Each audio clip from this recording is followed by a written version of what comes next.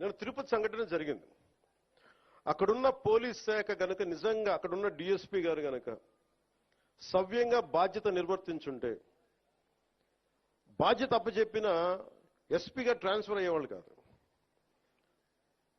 నాకు ఇది చాలా బాధ కలిగించింది. అందుకని పిఠాపురంలో నేను ఎవరిని కూడా మీరు అడగండి, కలెక్టర్ గారిని కానీ ఎస్పీ గారిని కానీ నేను ఎవరిని రికమెండ్ చేయలే.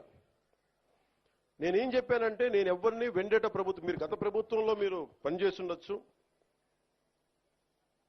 నాకు తెలియదు, నేను అన్ని మర్చిపోతున్నా, గతం అంతా మర్చిపోతున్నా. ఇప్పుడు ఫ్రెష్గా ప్రారంభిద్దాం. నేను మిమ్మల్ని జడ్జ్ చేయను.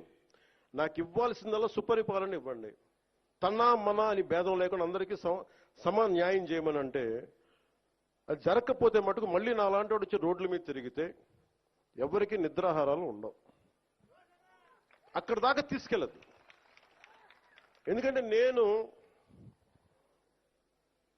ఒక రౌడీ మూకను ఎదుర్కోవడానికి, గుండాల మూకను ఎదుర్కోవడానికి నేను మొదటి తరం రాజకీయ నాయకుడిని. నేను మొదటి తరం రాజకీయ నాయకుడిని. మా నాన్న ముఖ్యమంత్రి కాదు, మా నాన్న కానిస్టేబులే.